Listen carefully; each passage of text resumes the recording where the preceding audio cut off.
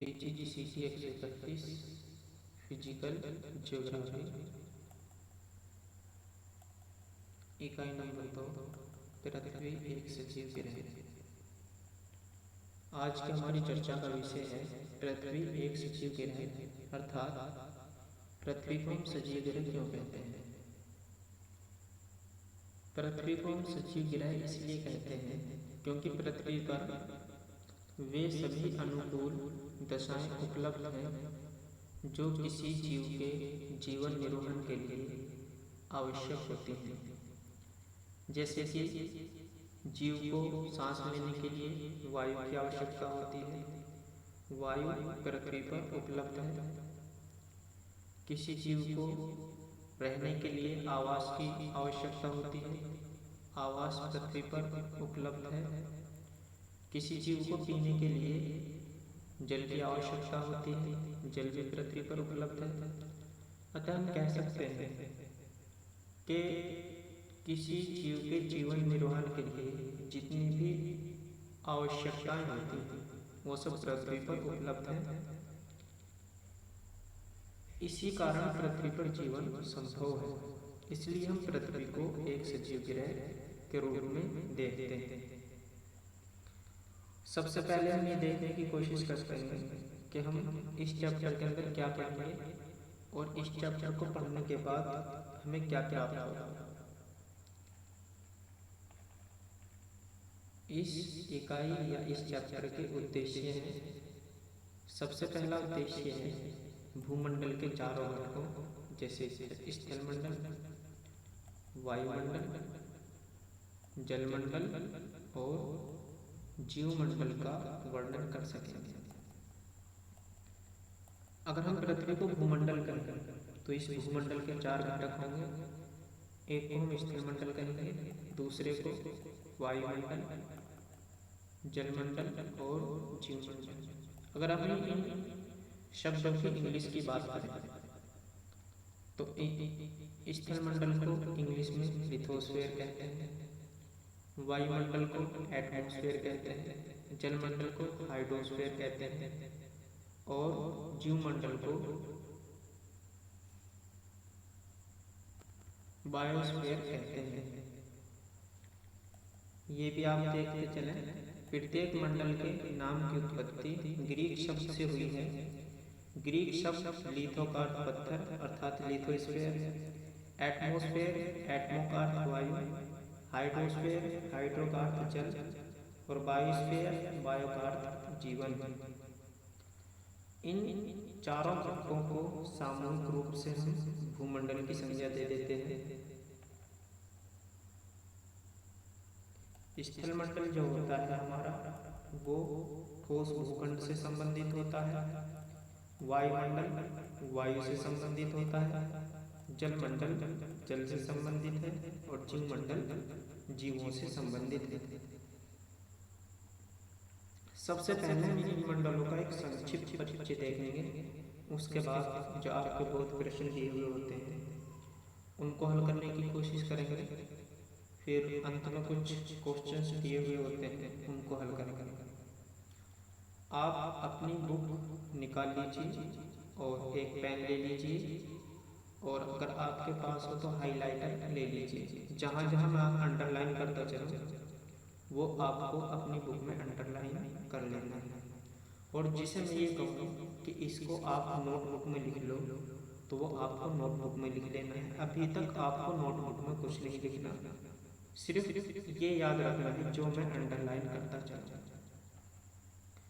इस फिगर को समझने की कोशिश कीजिए।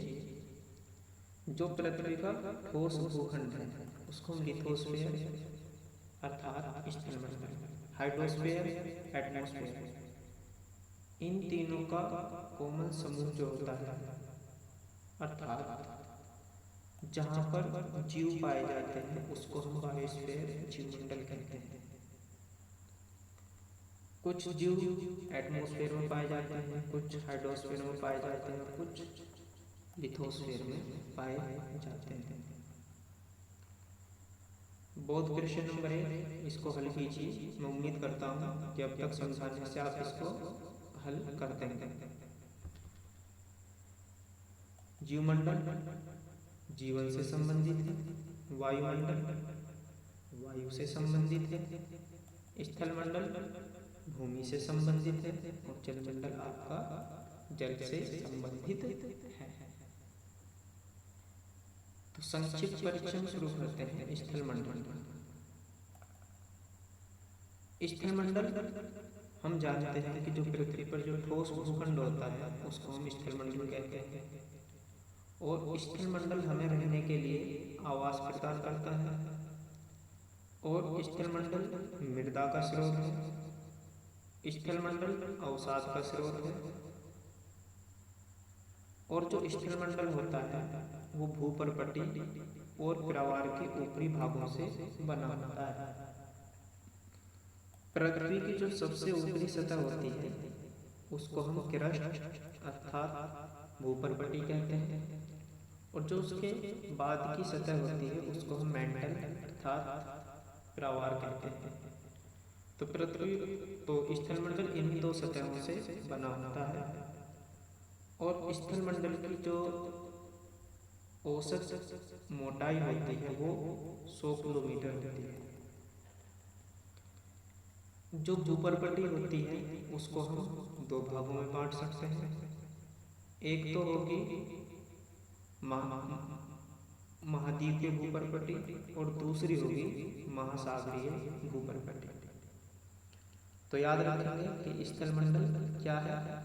स्थलमंडल हमारे लिए रहने के लिए अनुकूल आवास प्रदान कराता है, और यह जो है मृदा अवसाद सागर के लवणों और पोषकों का स्रोत है। स्थलमंडल की औसत मोटाई लगभग 100 किलोमीटर होती है। ये तो हो गई स्थलमंडल की औसत ऊंचाई औसत मोटाई की बात। और हमने देखा था कि स्थलमंडल भूपर्पटी से बना है, और भूपर्पटी दो प्रकार की है, एक तो महासागरीय भूपर्पटी और दूसरा महाद्वीपीय भूपर्पटी। तो जो महाद्वीपीय भूपर्पटी होती है वहाँ की जो मोटाई होती है वो लगभग 300 किलोमीटर होती है। अब आप अपनी बुक निकालिए और ये क्वेश्चन जो अब तक पढ़ाया है करने की कोशिश कीजिए। स्थलमंडल की औसत मोटाई 300 किलोमीटर या 100 किलोमीटर, तो हमने भी देखा स्थलमंडल की औसत मोटाई 100 किलोमीटर होती थी। स्थलमंडल भूपर्पटी किरोड का बना है, तो स्थलमंडल किसका बना है? भूपर्पटी का बना हुआ है। स्थलमंडल की भूपर्पटी का वह भाग जो महासागरों से आविरत है, आविरत का अर्थ होता है घिरा हुआ, वह महासागरीय या फिर महाद्वीपीय भूपर्पटी कहलाता है। तो जो महासागरों से घिरा हुआ होगा उसको हम क्या कहेंगे? महासागरीय भूपर्पटी उसको हम कहते हैं। तो जब आप इसका उत्तर लिखेंगे तो उत्तर इसका लिखेंगे कि स्थलमंडल की भूपर्पटी का वह भाग जो महासागरों से आविरत है वह महासागरीय भूपर्पटी कहलाता है। स्थलमंडल मृदा अवसादों मृदा और जल का स्रोत है। तो हमने देखा था स्थलमंडल मृदा और अवसादों का स्रोत है, ये हमने देखा था। मृदा अवसाद सागर के लवणों और पोषकों का स्रोत है। एक बात आपको और याद रखनी है कि जो स्थलमंडल होता है वो विभिन्न प्रकार के शैल जैसे आग्नेय शैल, अवसादी शैल और कायात्रिक शैलों से बना होता है।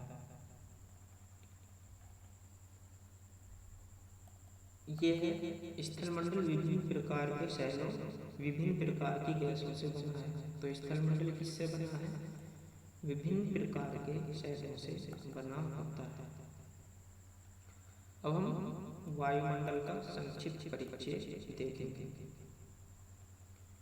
तो जो वायुमंडल है, वायुमंडल पृथ्वी के चारों ओर जो गैसों का आवरण है उसी को हम वायुमंडल कहते हैं।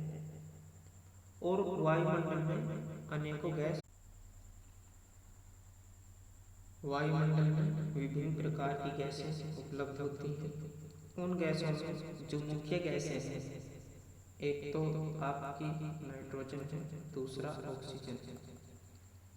नाइट्रोजन 75% है और ऑक्सीजन 24% वायुमंडल में उपलब्ध है। कहीं कहीं आपको बुक्स में दिया हुआ होगा 78% नाइट्रोजन की मात्रा, तो आपको कंफ्यूज नहीं करना। 75% आपके बुक में दिया हुआ है, तो आपको 75% ही याद रखना है। जो हमारा वायुमंडल है, वायुमंडल पृथ्वी के चारों ओर परतों के रूप में गैसों का एक आवरण है। जो पृथ्वी, मान लीजिए हमारी आपकी पृथ्वी है, और इस पृथ्वी के जो सबसे पास की परत होती है वायुमंडल में, उसको हम क्षोभ मंडल कहते हैं। जो दूसरी परत होती है उसको हम समताप मंडल कहते हैं। तीसरी परत को हम मध्य मंडल कहते हैं, और चौथी परत को हम आयन मंडल या ताप मंडल की संज्ञा देते हैं। जो उससे अगली परत होती है उसको हम कहते हैं कि ये हमारी बाह्य मंडल है। तो प्रश्न ये उठा कि वायुमंडल के क्या क्या भूमिका है, या फिर वायुमंडल के हमें क्या लाभ होते हैं। तो ये देख लेते हैं। वायुमंडल की एक महत्वपूर्ण भूमिका निभाता है, और जो सबसे पहले वो सांस लेने के लिए वायु और पीने के लिए जल प्रदान करता है। तो वायु तो आपके समझ में आ गई होगी कि वायुमंडल हमें सांस लेने के लिए वायु कहाँ से उपलब्ध कराता है। बात हम करते हैं जल की। जल किस प्रकार वायुमंडल से हमें उपलब्ध होता है। तो आपने देखा होगा कि जहाँ पानी के जलाशय होते हैं, जहाँ पर जल भरा हुआ होता है, वहाँ पर जल का वाष्पीकरण होता रहता है, और जल वाष्पीकरण के कारण वायुमंडल में जल वाष्प के रूप में वायुमंडल में मिल जाता है। और जल वाष्प गर्म होने के कारण, हल्की होने के कारण ऊपर की ओर उठने लगती है। जब जल वाष्प ऊपर की ओर उठती है तो पृथ्वी 1 किलोमीटर की ऊंचाई पर पहुंचने पर 6.5 डिग्री सेल्सियस की तापमान में कमी होती चली जाती है। तापमान में कमी होने के कारण जो हमारी जल वाष्प होती है वो ठंडी होने लगती है, और ठंडी होने के कारण वह पुनः जल की छोटी छोटी बूंदों में परिवर्तित होने लगती है। जल वाष्प का जल की छोटी छोटी बूंदों में परिवर्तित होना संघनन कहलाता है।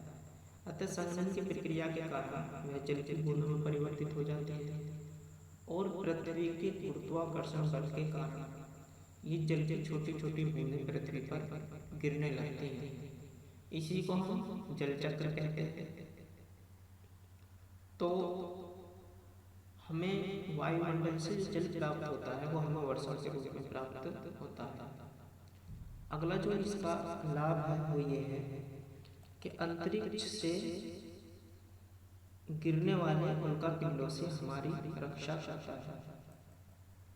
अब उल्कापिंड जब वायुमंडल से टकराते हैं, तो जो वायुमंडल में हमने भी बताया था, जो आयन मंडल की परत है, अर्थात वायुमंडल में जो तापमंडल है उसका तापमान बहुत अधिक है, और जब उल्कापिंड तापमंडल से टकराते हैं तो वह जलकर राख हो जाते हैं। सभी जीवन प्रकारों, वनस्पतियों और जंतुओं को सूर्य की हानिकारक किरणों से बचाता है। तो जो पृथ्वी है, पृथ्वी की सतह के जो सबसे पास का मंडल है उसको हम क्षोभ मंडल कहते हैं, और इससे अगली जो परत है उसको हम समताप मंडल कहते हैं। समताप मंडल में ओजोन गैस की उपस्थिति है, और जब सूर्य की किरणें समताप मंडल में आते हैं तो ओजोन गैस की उपस्थिति के कारण वह अपने मार्ग की ओर ही वापस लौट जाती हैं। इस प्रकार यह हमें सूर्य के हानिकारक किरणों से भी बचाता है। तो आपको यहाँ पर वायुमंडल के सिर्फ 3 लाभ याद कर लेने हैं, चाहे तो आप इसको नोट कर सकते हैं।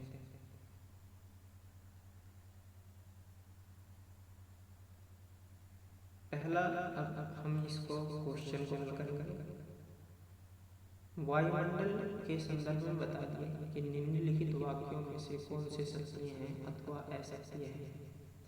तो पहला है वायुमंडल एक ठोस भूखंड है।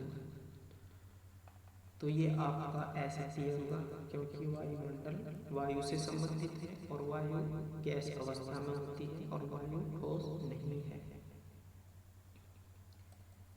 यह हमें वायु और जल प्रदान कराता है, ये बात सही है। यह हमें अंतरिक्ष से गिरने वाले उल्कापिंडों से बचाता है, ये बात भी सही है।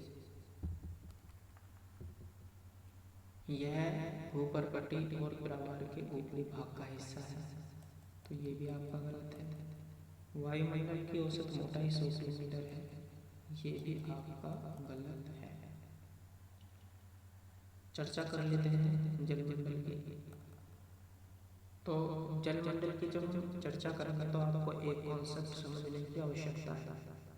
जब हम अंतरिक्ष से पृथ्वी को देखते हैं तो अंतरिक्ष से देखने पर हमारी पृथ्वी नीले रंग की दिखाई देती है, और नीले रंग की केवल इसलिए दिखाई देती है क्योंकि पृथ्वी के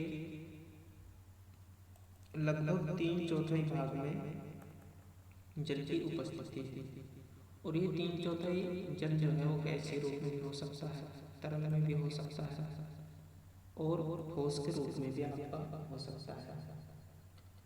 ये जल जो है जो 3/4 जल है वो इसको हम 2 भागों में बांट सकते हैं। एक तो स्वच्छ जल जो पीने योग्य है, और दूसरा लवणीय जल जो सागरों और महासागरों में भंडारित है।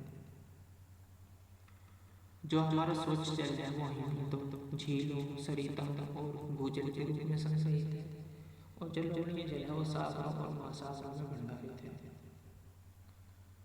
ये जल का वितरण है, इसको आप समझने की कोशिश कीजिए।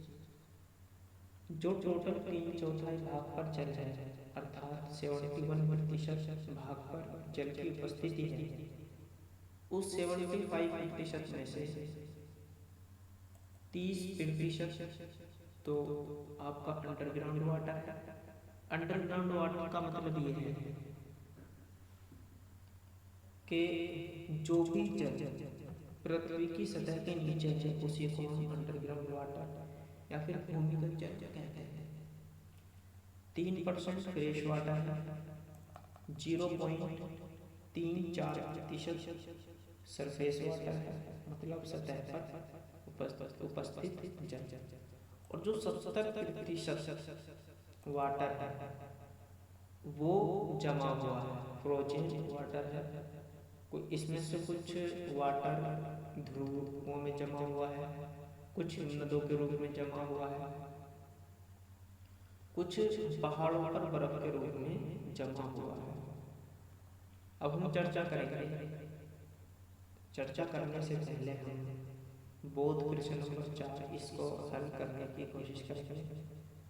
तो इसकी जो समय सीमा 5 मिनट है। तो पहला क्वेश्चन है, स्वच्छ जल सागरों और महासागरों में भंडारित है। आपको इसमें सत्य और असत्य बताना है। तो हम जानते हैं कि जो स्वच्छ जल है वो महासागरों में भंडारित नहीं है, तो पहला क्वेश्चन पहला जो होगा ये गलत होगा। दूसरा है लवणीय जल सागरों और महासागरों में भंडारित है, ये बात आपकी सही है। अगला है लवणीय जल तालाबों और झीलों में भंडारित है। तो जो लवणीय जल होता है वो तालाबों और झीलों में भंडारित नहीं होता, वो केवल महासागरों में सागरों में उपलब्ध है। वाष्पन और संघनन की निरंतर प्रक्रिया जलीय चक्र कहलाती है, ये बात सही है। अब वाष्पन क्या है और संघनन क्या है? तो वाष्पन हमने देखा कि अगर हम पानी को एक गिलास के अंदर भरकर रख दें तो कुछ देर बाद वह गिलास का पानी खत्म हो जाता है, अर्थात वह जल से वाष्प में परिवर्तित हो जाता है। तो इसी क्रिया को हम वाष्पन या फिर वाष्पीकरण कहते हैं। संघनन का अर्थ होता है जल का जो जलवाष्प होती है जो जल वाष्प होती है उसका पुनः जल में परिवर्तित हो जाना, इसको हम संघनन कहते हैं।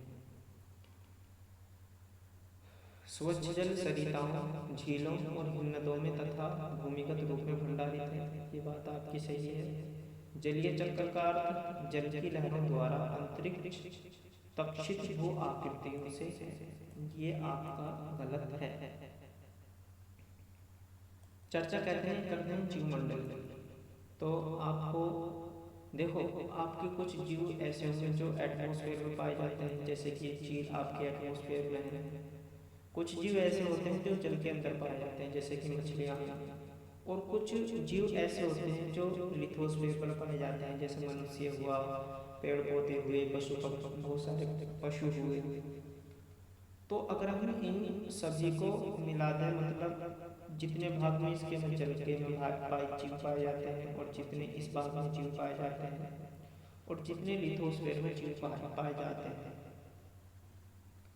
तो हम बायोस्फीयर अर्थात जीवमंडल की परिभाषा लिखना चाहें तो हम इस प्रकार लिख सकते हैं कि एटमॉस्फेयर, हाइड्रोस्फीयर, लिथोस्फीयर अथवा स्थलमंडल, वायुमंडल और जलमंडल का वह संकीर्ण क्षेत्र जहाँ पर जीव पाए जाते हैं या जीवों के लिए अनुकूल परिस्थितियाँ उपलब्ध हैं, उसको हम जीवमंडल या बायोस्फीयर कहते हैं। जो हमारा जीवमंडल है उसमें पृथ्वी के समस्त जीवन प्रकार आते हैं।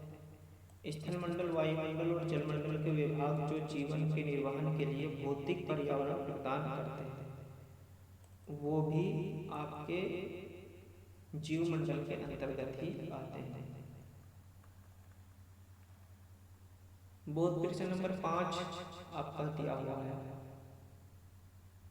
जीवमंडल भूमंडल का सबसे महत्वपूर्ण और घटक है, तो यहाँ क्या आएगा और यहाँ क्या आएगा, ऐसे यहाँ क्या आएगा और यहाँ क्या आएगा। तो ये जो खाली स्थान है इनको आप अपनी बुक के लास्ट में जो आंसर दिए हुए होते हैं वहाँ से देख करके कर सकते हैं। मैं आपको दिखा दूँ कहाँ पर इसके आंसर दिए हुए होते हैं। ये आपका आंसर है पहले का, जो खाली स्थान है वहाँ पर आएगा पहले जो था, उसके बाद आएगा सचिव। इस प्रकार आप इसको यहाँ से लेकर के यहाँ तक पढ़ना अच्छे से, और अच्छे से पढ़ने के बाद आप उनको फिल कर सकते हैं, खाली स्थान को भर सकते हैं। अब हम पारिस्थितिक तंत्र की बात करेंगे। पारिस्थितिक तंत्र ये क्या है, और उसके बाद हम पारिस्थितिक तंत्र के बाद पर्यावरण की चर्चा करेंगे। तो पारिस्थितिक तंत्र को समझने के लिए आप कॉपी पेन निकाल लीजिए और नोट करना शुरू कीजिए, जो मैं एक्सप्लेन आपको कर अगर आप अब तक जो पढ़ाया है उसके नोट्स बनाना चाहते हैं तो आप इन नोट्स को नोट कर सकते हैं। ये आप नोट कर लीजिए। स्थलमंडल के बारे में आपका ये लिखा हुआ है, आप इसको नोट कर सकते हैं।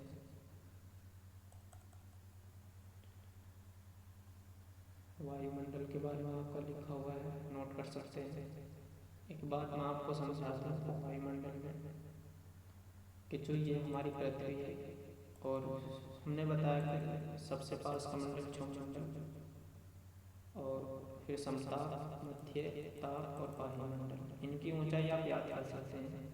इसकी 12 से 18 किलोमीटर होती है, इसकी 50, इसकी 80 और इसकी 700 किलोमीटर होती है, और इसकी 10,000 किलोमीटर होती है।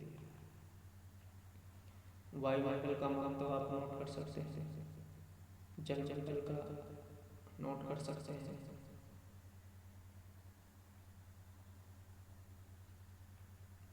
जीवमंडल को आप नोट कर सकते हैं। तो हम ये कह रहे थे कि हम पारिस्थितिक तंत्र की चर्चा करेंगे। तो पारिस्थितिक तंत्र की चर्चा करने से पहले हम पर्यावरण की चर्चा कर लेते हैं। तो किसी भी जीव के आसपास का वह क्षेत्र जो उसे घेरे रखता है या उसकी आवश्यकताओं को पूरा करता है, वह उस जीव का पर्यावरण कहलाता है। वह सब जो किसी जीव को उसके जीवन काल में प्रभावित करता है या उसकी आवश्यकताओं की आपूर्ति करता है, सामूहिक रूप से उसका पर्यावरण कहलाता है। पर्यावरण का महत्व। पर्यावरण उन सभी आवश्यकताओं की आपूर्ति करता है जो प्रत्यक्ष या अप्रत्यक्ष रूप से जीव को प्रभावित कर सकती हैं, जैसे भोजन के लिए आवश्यक तत्व, सांस लेने के लिए वायु आदि। अब जो मैं बता रहा हूँ आपको नोट करना है, ये यहाँ से आप नोट करना शुरू करेंगे। हेडिंग डालेंगे पर्यावरण और जो यहाँ पर लिखा हुआ है उसको लिख लेंगे, इसका महत्व लिख लेंगे। अब हम पर्यावरण के कौन कौन से घटक होते हैं, तो पर्यावरण के दो घटक होते हैं, एक जैविक घटक तथा अजैविक घटक। तो जैविक घटक वे होते हैं जो सभी जीवधारी, जितने भी जीव पृथ्वी पर उपलब्ध हैं उन सभी को जैविक घटक कहते हैं। अजैविक घटक जो होते हैं वायुमंडल है, जलवायु है, जल है, पोषक है, सूर्य का प्रकाश है और मृदा है आदि, इन सबको हम अजैविक घटक कहते हैं। और इन घटकों को हम भौतिक घटक भी कहते हैं। तो यहाँ तक जल्दी से नोट कीजिए।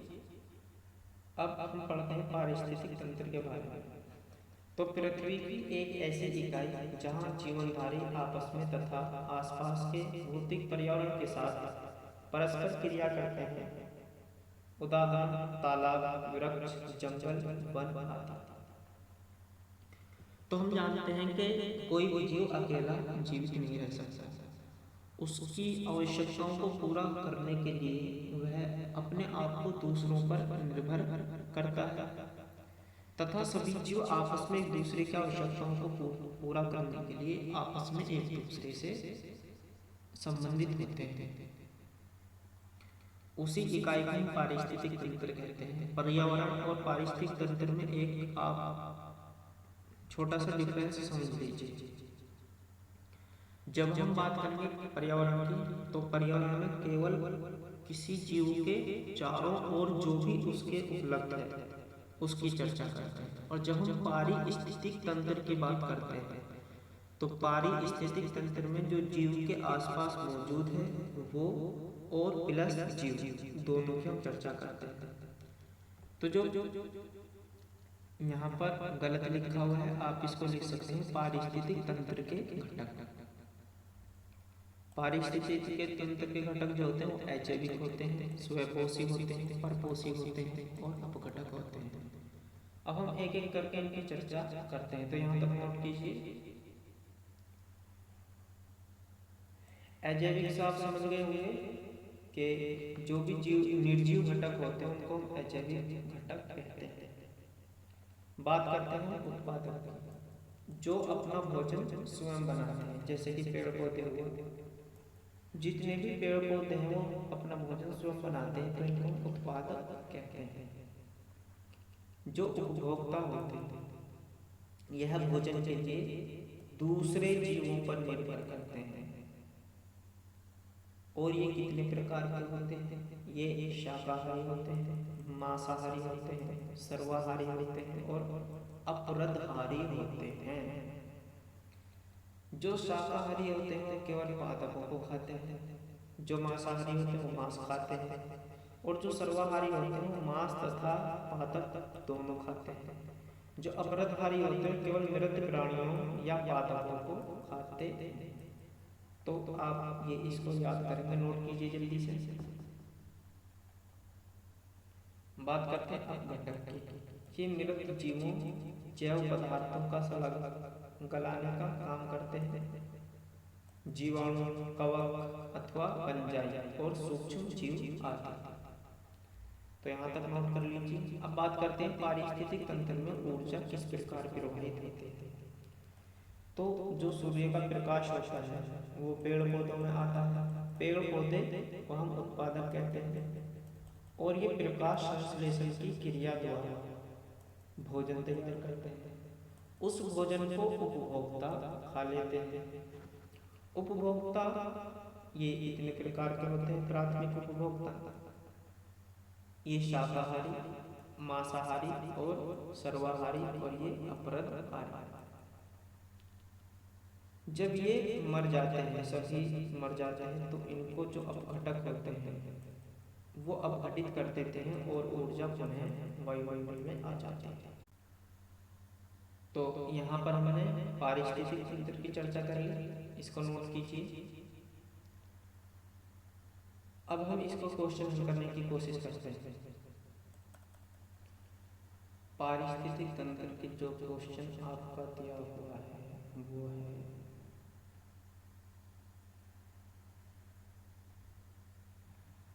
ये रहा, बोध प्रश्न नंबर 6।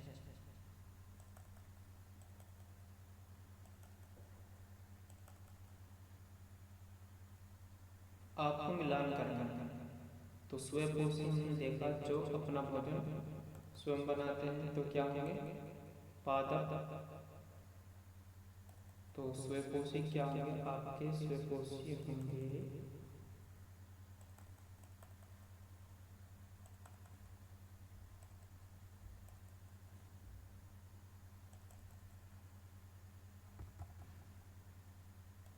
स्वयंपोषी सजीव होंगे, अजैविक निर्जीव होंगे, परपोषी पादपों और जंतुओं से ऊर्जा प्राप्त करते हैं। जो अपघटक होते हैं जीवाणु, कवक अथवा फंजाई और सूक्ष्म जीव होते हैं। जीवों की चर्चा हम करेंगे, इससे पहले हम पर्यावरण की चर्चा कर लेते हैं।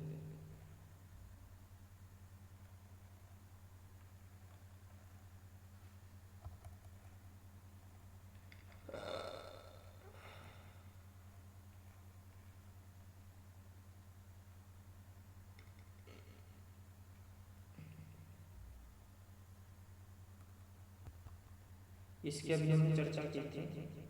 पहला कोई एक क्वेश्चन दिया हुआ, पर्यावरण को परिभाषित कीजिए और उसके महत्व को बताइए। तो इसकी चर्चा हम कर चुके हैं, जो हमने अभी पर्यावरण की चर्चा की थी, आप उसको नोट कर लेंगे, वो इसका ही उत्तर है। दूसरा था उपयुक्त उदाहरणों सहित पारिस्थितिक तंत्र की संकल्पना पर संक्षिप्त टिप्पणी लिखिए। तो इसको भी आप नोट कर सकते हैं, ये भी हमने आपको समझाया था कि पारिस्थितिक तंत्र क्या है, वहाँ से आप इसका उत्तर लिख लीजिए। अब हम बात करेंगे जीवों किसे कहते हैं। तो जीवों के बारे में आप लिख सकते हैं, जीव विशेष भौगोलिक क्षेत्र के पारिस्थितिक तंत्र को जीवों कहते हैं। जो जीवों होता है असल में पारिस्थितिक तंत्र ही होता है, लेकिन इसकी जो भौगोलिक दृष्टि होती है, भौगोलिक क्षेत्र होता है, वो एक विशेष प्रकार का होता है। आप ऐसा समझ लीजिए कि जो जीव रेगिस्तान के अंदर जीवित रह सकते हैं, अगर हम उनको बर्फीले इलाकों में जाकर के छोड़ दें तो वो जीव खत्म हो जाएगा। और जो जीव बर्फीले इलाकों में रहते हैं, अगर हम उनको रेगिस्तान में ला करके छोड़ दें तो वो वहाँ पर मर जाएंगे, खत्म हो जाएंगे। तो जो बर्फीला इलाका है वो अपने आप में एक अलग जीवों हुआ, और जो रेगिस्तान है वो अपने आप में एक अलग जीवों हुआ। तो जीवों उसे कहते हैं जहाँ की एक विशेष भौगोलिक क्षेत्र होता है, और वहाँ के जो जीव हैं केवल उसी क्षेत्र में जीवित रह सकते हैं। जीवों का शाब्दिक अर्थ है वनस्पति जात और जंतु जात का कुल समूह जो किसी दिए गए भौगोलिक क्षेत्र में जीवित रह सकते हैं। ये केवल उसी भौगोलिक क्षेत्र में जीवित रह सकते हैं। उष्णकटिबंधीय वर्षावन, टुंड्रावन, पर्वत आदि। आपकी बुक में दिया हुआ है जीवों के प्रकार और उनका विवरण, बहुत ही इम्पोर्टेंट सारणी है। नोटबुक निकालिए और इसको नोट कर लीजिए। जो उष्णकटिबंधीय वर्षावन होते हैं वो सघन होते हैं और भारी वर्षा से पहचाने जाते हैं। या आपके नोट जीवों दिए हुए हैं, आप इनको जल्दी से नोट कर लीजिए। बोध प्रश्न नंबर 7 आपका दिया हुआ है, यहाँ पर प्रकार दिए हुए हैं और यहाँ पर विवरण दिए हुए हैं। तो जो हमने अभी सारणी बताई थी उस सारणी को एक बार पढ़िए और यहाँ पर मिलान कर दीजिए, बिल्कुल सेम है आपके। तो इस क्वेश्चन को आप खुद कर लेंगे।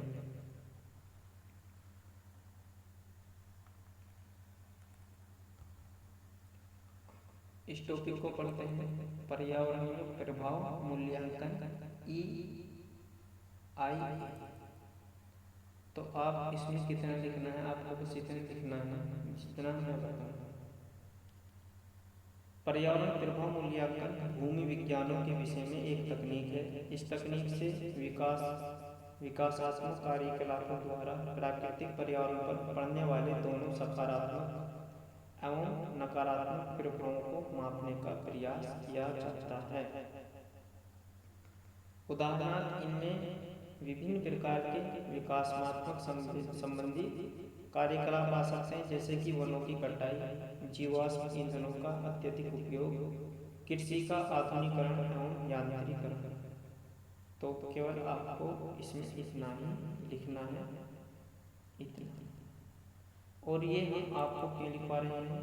इसलिए लिखवा रहे हैं क्योंकि यह आपका क्वेश्चन दिया हुआ है। अंत में जो कुछ क्वेश्चन दिए होते हैं वो मैं दिखाता हूँ आपको कहाँ दिया हुआ है। ये है क्वेश्चन नंबर 3। शब्द ए अर्थात पर्यावरणीय प्रभाव मूल्यांकन को परिभाषित कीजिए। तो इसका उत्तर आप वहाँ पर लिख सकते हैं। अगला क्वेश्चन है आपका अनुकूलन और सतत आजीविका तथा पर्यावरण की दृष्टि से चिंतन करने से आपका क्या अभिप्राय है? एक तो अनुकूलन, सतत आजीविका या सतत विकास, और इन पर चिंता करने से आपका क्या अभिप्राय है? तो बहुत ही इम्पोर्टेंट क्वेश्चन है, बहुत ही अच्छा क्वेश्चन है। तो केवल इसी क्वेश्चन पर हम अलग से एक वीडियो बनाएंगे, वहाँ पर आप इस क्वेश्चन को अच्छे से हम इसको एक्सप्लेनेशन करेंगे, केवल इसी क्वेश्चन। तो वहाँ पर आप इस क्वेश्चन को अच्छे से स्टडी कर सकते हैं। यहाँ पर आप अगर इसके ताल्लुक से अपने आप क्वेश्चन लिखना चाहें तो आप इसको यहाँ से लिख सकते हैं। ये तो अनुकूलन और सतत आजीविका है, इसको पढ़ेंगे और यहाँ से आप नोट कर लेंगे। और ये पर्यावरण चिंतन है। चाहे तो आप केवल इसी को, ये इसका उत्तर है, यहाँ से लेकर के और आपका यहाँ तक आप इसको कर सकते हैं। तो यहीं पर आपका ये चैप्टर समाप्त होता है। इस चैप्टर को समाप्त करने से पहले आप एक बार सारांश इसका पढ़ लीजिए, और हर चैप्टर का सारांश तो जरूर पढ़िए और नोट कीजिए। ये बहुत इम्पोर्टेंट है। अगर आपने प्रत्येक चैप्टर का केवल सारांश भी याद कर लिया और उसको अच्छे से समझ लिया, तो आप ये मान लीजिए कि आप जो आपका एग्जाम होगा उसको आप बहुत ही अच्छे से क्रॉस कर पाएंगे। तो सारांश आप इसको पढ़ सकते हैं एक बार अच्छे से। तो ये चैप्टर ने कंप्लीट कर लिया। बहुत क्वेश्चन के आपके यहाँ उत्तर दिए होते हैं, लास्ट में मिलान कर सकते हो, देख सकते हो, ये सब दिया हुआ है। अब आते हैं मेन मुद्दे पे। असल में बात यह है कि पढ़ना तो आपको ही पड़ेगा। हम तो केवल चीज़ों को एक्सप्लेन कर सकते हैं, समझा सकते हैं, याद आपको ही करना है और समझना भी आपको है। एक बार चैप्टर को पढ़िए अच्छे से और फिर वीडियो को देखिए, या फिर पहले वीडियो को देखिए और फिर चैप्टर को अच्छे से स्टडी कीजिए। मैं उम्मीद करता हूँ कि जो मैंने आपको बताया है वो आपकी समझ में आया होगा। सारांश के रूप में हम कह सकते हैं कि पृथ्वी को अगर भूमंडल कहेंगे तो इसके 4 घटक होते हैं: वायुमंडल, स्थलमंडल, जलमंडल और जीवमंडल। फिर हमने उनकी चर्चा की कि हम ये क्या क्या होते हैं। इसके साथ साथ हमने पर्यावरण का अध्ययन किया, पारिस्थितिक तंत्र का अध्ययन किया, और जो ये अंत में आपके कुछ प्रश्न उत्तर दिए हुए हैं इनका अध्ययन किया, और जो बौद्ध क्वेश्चन है उनका अध्ययन किया। तो आपके लिए इतना ही काफ़ी है। वीडियो को एक बार में समझ में आया हो तो दोबारा देखिए। मैं उम्मीद करता हूँ कि समझ में आया होगा। पूरा वीडियो देखने के लिए धन्यवाद। समझ में आया हो तो चैनल को सब्सक्राइब कीजिए, लाइक कीजिए और शेयर कीजिए। एग्जाम की तैयारी कीजिए। हमारी शुभकामनाएं आपके साथ हैं। धन्यवाद।